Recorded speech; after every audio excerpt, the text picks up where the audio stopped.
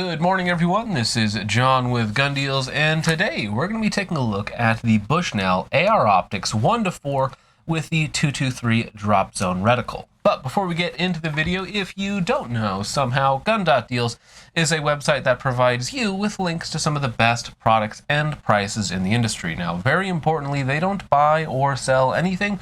They can only point you in the right direction. Now, whatever it is that you're looking for, again, they probably have a link for it for the best possible price. So go ahead and check them out first. That is, once again, Gun.Deals. Now, while you're here already, go ahead and like, share, and subscribe, as that is free and does help us out quite a bit. On top of that, go ahead and comment the cheapest LPVO that you've ever used. Now, full disclosure, on the Bushnell AR Optics 1:4, we paid our own money for this optic. Fortunately, it wasn't very much money to begin with. These optics are some of the cheapest low power variables you can buy from a major name brand. I believe these right now come in at $99 or less. I've seen them for around, $80 to $90 at times, and you get a lifetime warranty, 1-4x, exposed turrets. We'll get into all of the specifics, but again, this is probably the cheapest LPVO that you can get from a major name brand company that still has fairly decent performance.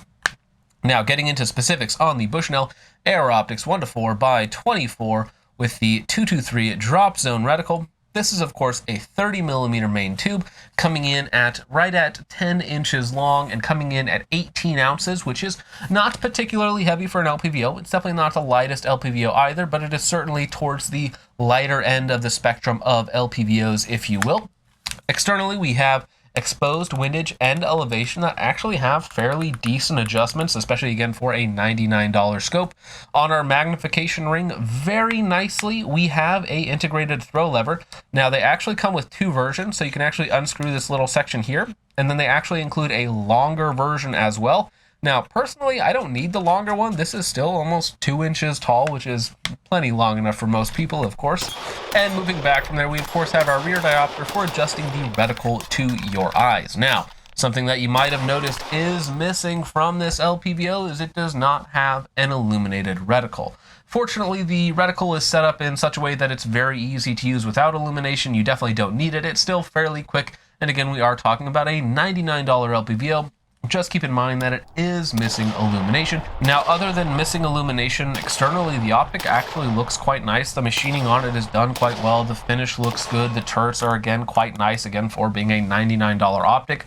Very interesting on the turrets themselves is they are 0.1 mil increments. Now, it's a BDC reticle, so that really doesn't matter all that much, but just keep in mind that for if you wanted to dial or for zeroing, that this is in 0.1 mil increments.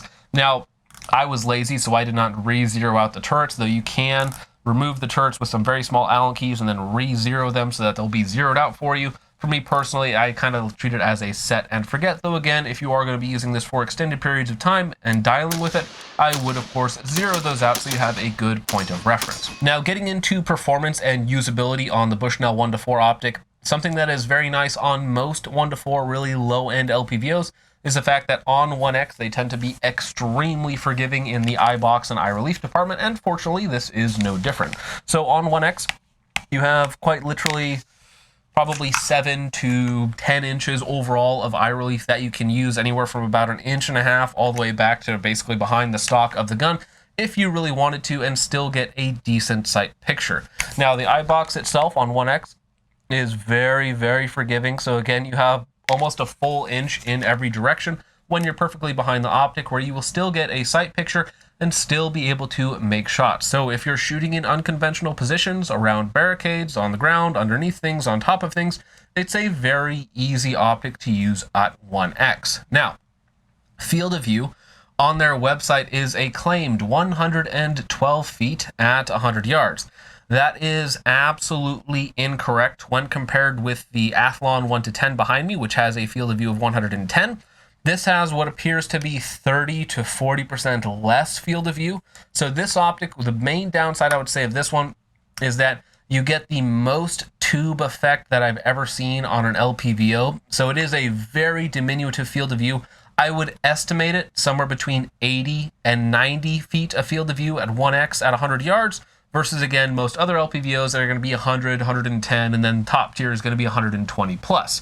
So While the eye relief eye box is all very usable, the 1X is very tight in terms of field of view, though again with 1X it doesn't really matter all that much because they're shooting with both eyes open. Where that will matter is when you crank up the magnification to, in this case it's only 4X, but you're going to see very little at that 4X compared to, again, other LPVOs which with much more forgiving field of view. Now getting into the raw 1X performance, meaning the overall image quality and flatness, the lack of warping, lack of fisheye effect, if you will, the 1X performance on the Bushnell AR Optics 1-4 is merely what I would call decent.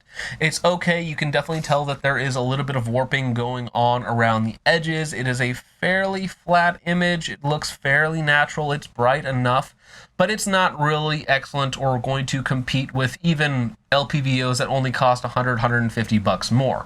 So again, while it is definitely decent and definitely usable, you'll definitely have seen me use it quite a bit, shooting very quickly, transitioning from target to target. So again, it really isn't anything special whatsoever. Now, when we get up to the 4X range, of course, your eye relief does tighten up, so you still get a fairly decent, fairly forgiving 4X.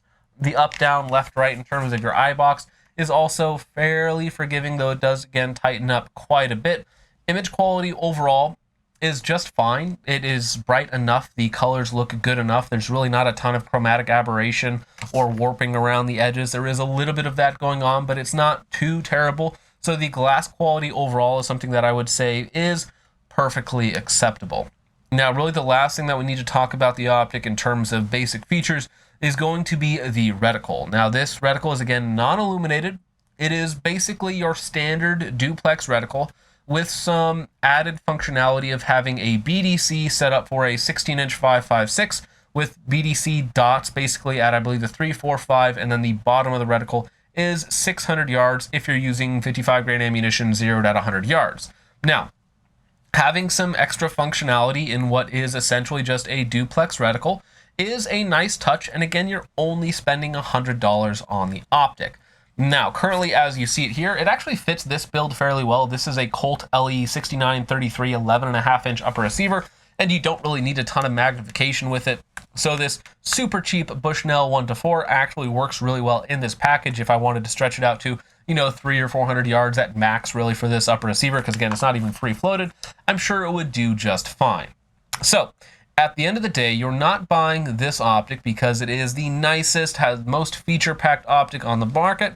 You are buying it because it is very, very cheap and perhaps the most performance you can get for $100 or less in an LPVO. So with all of that out of the way, guys, let me know what you guys think of the Bushnell AR Optics 1-4 in the comments down below. If there's anything else that I should compare it to, if there's other super budget LPVOs that I should check out. But once again, with all of that out of the way, guys, thank you so much for watching. I hope you all enjoyed. I will see you in the next one. Peace off.